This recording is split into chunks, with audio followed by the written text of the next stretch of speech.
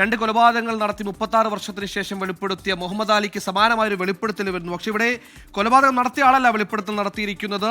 ഞെട്ടിക്കുന്ന വെളിപ്പെടുത്തലുമായി ക്ഷേത്രത്തിലെ മുൻ ശുചീകരണ തൊഴിലാളി 15 വർഷത്തിനിടെ ബലാത്സംഗം ചെയ്യപ്പെട്ട 100 കണക്കിന് സ്ത്രീകളുടെ മൃതദേഹം മറവ് ചെയ്യേണ്ടി വന്നു എന്നാണ് ഈ പറയുന്ന ശുചീകരണ തൊഴിലാളിയുടെ വെളിപ്പെടുത്തൽ. എന്തായാലും 1998 മുതൽ 2014 കാലയളവ് വരെ അദ്ദേഹം ഒരു ക്ഷേത്രത്തിലെ ശുചീകരണ തൊഴിലാളിയായിരുന്നു. ഇവിടെ വെച്ചാണ് ഇത്തരത്തിൽ ഇങ്ങനെ ഒരു ആരോപണം ഉന്നയിക്കുന്നത്. ഈ സംഭവത്തിൽ എന്തായാലും കോടതി കേസെടുക്കാൻ പോലീസിന് അനുമതി കൊടുത്തിട്ടുണ്ട്.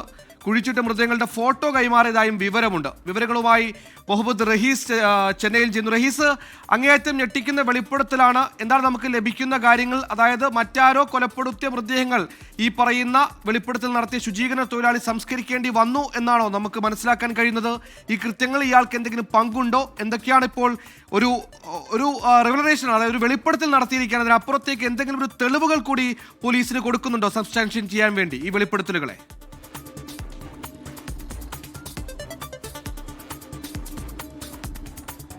സുഹൈൽ, നിലവിൽ ഇദ്ദേഹം ഫോട്ടോ അടക്കമുള്ള തെളിവുകൾ നൽകിയിട്ടുണ്ട് എന്നുള്ള വിവരമാണ് പുറത്തു വരുന്നത്. ഇത് ഈ ധർമ്മസ്ഥല ക്ഷേത്രത്തിലെ ശുചീകരണ തൊഴിലാളിയാണ്. ഇയാൾ 10 വർഷം മുൻപ് ഇവിടെ നിന്ന് പോയതാണ്.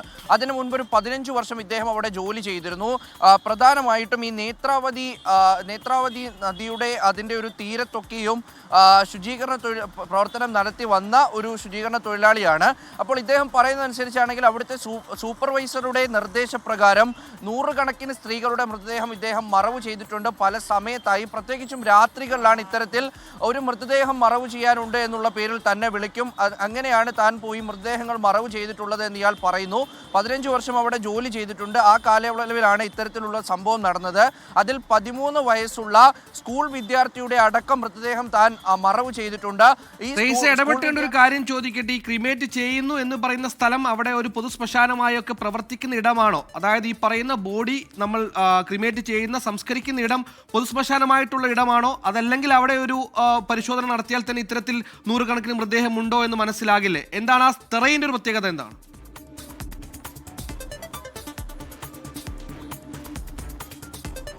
നിലവിൽ അത്തരത്തിലൊരു ശ്മശാനമല്ല എന്നാണ് മനസ്സിലാക്കുന്നത്. പല സ്ഥലങ്ങളിലായി കുഴിച്ചിട്ടു എന്നാണ് ഇയാൾ പറയുന്നത്. അത് തന്നെയാണ് പോലീസിനെ ഏറ്റവും അധികം കുഴയ്ക്കുകയും ചെയ്യുന്നത്. കാരണം ആദ്യം ഈ കേസെടുക്കുന്നതിൽ തന്നെ ഒരു നിയമപ്രശ്നം ഉണ്ടാകുമെന്ന് പോലീസ് കണ്ടു. അതിനുശേഷം കോടതിയെ സമീപിച്ചതിന് ശേഷം മാത്രമാണ് ഒരു കേസെടുത്തിരിക്കുന്നത്. അപ്പോൾ എത്രത്തോളം ഈ വെളിപ്പെടുത്തലിൽ ആധികാരികത ഉണ്ട് എന്ന് മനസ്സിലാക്കണം. ഇയാൾ പറയുന്നതനുസരിച്ചാണെങ്കിൽ തന്നെ വലിയ കുറ്റബോധം വേട്ടയാടുന്നുണ്ട്.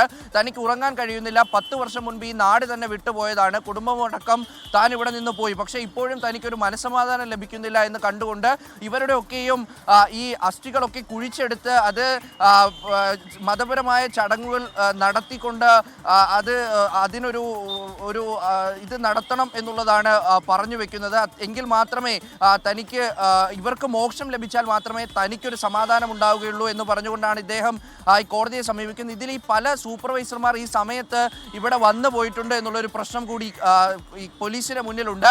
ദക്ഷിണ കന്നഡ SP ഈ കേസ് രജിസ്റ്റർ ചെയ്ത് തങ്ങൾ അന്വേഷണം നടത്തും എന്ന് പറയുമ്പോഴും എവിടെ നിന്ന് തുടങ്ങും എന്നതടക്കമുള്ള കാര്യങ്ങൾ വെളിപ്പെടുത്തിയിട്ടില്ല.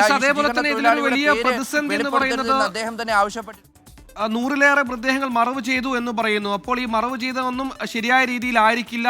ആരെങ്കിലുമൊക്കെ നിർദ്ദേശത്തിനനുസരിച്ച് അജ്ഞാതമായ മൃതദേഹം മറവ് ചെയ്തായിരിക്കും. അങ്ങനെയാണെങ്കിൽ ഈ പറയുന്ന 100 കണക്കിന് മിസ്സിംഗ് കേസുകൾ ഈ പറയുന്ന മറവ് ചെയ്യപ്പെട്ട കുടുംബങ്ങളിൽ നിന്ന് ഉണ്ടാവേണ്ടതല്ലേ?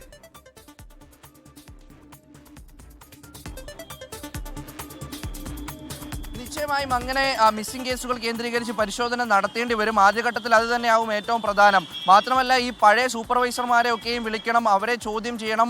ഇതൊരു ക്ഷേത്രവുമായി ബന്ധപ്പെട്ടുള്ള കാര്യമായതുകൊണ്ട് അത്തരത്തിലുള്ള വിഷയങ്ങൾ കൂടി പരിഗണിച്ചുകൊണ്ട് മാത്രമേ പോലീസിന് നീങ്ങാൻ കഴിയുകയുള്ളൂ. ഇയാൾ ഈ കാണിച്ച ഫോട്ടോഗ്രാഫുകളുടെ ആധികാരികത പരിശോധിക്കണം. കഴിഞ്ഞ ജൂലൈ 3-നാണ് ഇദ്ദേഹം ഈ ഒരു പരാതി നൽകിയിരിക്കുന്നത്. അപ്പോൾ അതിനുശേഷമുള്ള ഈ 4 ദിവസമായി പോലീസ് സംഘം ഈ ഒരു കേസിന് പിന്നാലെ തന്നെ ഉണ്ട്. പക്ഷേ നിലവിൽ ഇപ്പോൾ എന്തെങ്കിലും ഒരു ഒതന്റിക് ആയിട്ടുള്ള ഒരു എവിഡൻസ് ലഭിച്ചിട്ടില്ല. കേസ് അന്വേഷണവുമായി മുന്നോട്ട് പോകാൻ അല്ലെങ്കിൽ ഒരു വെളിപ്പെടുത്തലിന്റെ അടിസ്ഥാനത്തിൽ മാത്രം ആരെങ്കിലും ചോദ്യം ചെയ്യാനോ പഴിചാർത്താനോ ഉള്ള ഒരു ഘട്ടത്തിലേക്ക് എന്തായാലും ഈ കേസ് കടന്നിട്ടില്ല. അതുകൊണ്ട് തന്നെ സൂക്ഷ്മമായ പരിശോധന നടത്തുന്നു. പഴുതുകൾ അടച്ചുള്ള ഒരു അന്വേഷണം നടത്തി വേണം ആരെങ്കിലും ഒക്കെ ചോദ്യം ചെയ്യാനോ അല്ലെങ്കിൽ ഇത്തരത്തിൽ കുറ്റം ചാർത്താനോ ഒക്കെ. അതുകൊണ്ട് തന്നെ ഈ കേസിൽ വളരെയധികം പ്രതിസന്ധികൾ പോലീസ് ഈ ഘട്ടത്തിൽ നേരിടുന്നുണ്ട്. ഇയാളുടെ വിശ്വാസ്യത എത്രമാത്രമുണ്ട്, ഇയാളുടെ മനോനില എങ്ങനെയാണ് എന്നതടക്കമുള്ള പരിശോധനകൾ നടത്തി വരുന്നു. ഈ 2 അഭിഭാഷകർ വഴിയാണ് ഇയാൾ ഈ പോലീസിനെ സമീപിച്ചിട്ടുള്ളത്. അപ്പോൾ ഈ അവരിൽ നിന്ന് അടക്കമുള്ള കൂടുതൽ വിവരങ്ങൾ തേടി വരികയാണ്. എന്തായാലും ഞെട്ടിക്കുന്ന ഒരു വെളിപ്പെടുത്തലാണ്. ഏതെങ്കിലും തരത്തിൽ സത്യമാണ് എന്നുണ്ടെങ്കിൽ സിനിമാ കഥകളിലൊക്കെയും കാണുന്ന പോലെയുള്ള ഒരു വലിയ ക്രൈമാണ് നടന്നിരിക്കുന്നത്. ആ ക്രൈമിന് പല കണ്ണികളുമുണ്ട്, പല ഉന്നത കണ്ണികളുമുണ്ട് എന്ന് തെളിയേണ്ടി വരും. എന്തായാലും ഇപ്പോൾ അന്വേഷണം പുരോഗമിക്കുകയാണ്. വൈകാതെ തന്നെ ഇതിലെ ഏതെങ്കിലും തരത്തിൽ സത്യമുണ്ടോ എന്ന് വ്യക്തമാക്കാൻ കഴിയും, അല്ലെങ്കിൽ അത് വ്യക്തമായി വരും. സുഹൈൽ, ശുചീകരണ തൊഴിലാളിയുടെ വെളിപ്പെടുത്തൽ അത്യന്തം ഗുരുതരമാണ്. മുഹമ്മദ് അലിയുടെ വെളിപ്പെടുത്തൽ വെച്ച് നോക്കുമ്പോൾ അങ്ങേയറ്റം വലിയ വെളിപ്പെടുത്തലാണ്. ഏകദേശം 16 വർഷത്തിനിടെ 100 സ്ത്രീകളുടെ ബലാത്സംഗം ചെയ്യപ്പെട്ടതടക്കം 100 സ്ത്രീകളുടെ മൃതദേഹം മറവ് ചെയ്തിരിക്കുന്നു എന്നതാണ് വെളിപ്പെടുത്തൽ. മറവ് ചെയ്യാൻ ഉത്തരവിട്ടത് സൂപ്പർവൈസേഴ്സാണ്. പല സൂപ്പർവൈസേഴ്സ് ഈ കാലത്തിനിടയിൽ വന്നു. സൂപ്പർവൈസേഴ്സ് ആരുടെ ഏജന്റായി നിന്നുവെന്ന ചോദ്യം.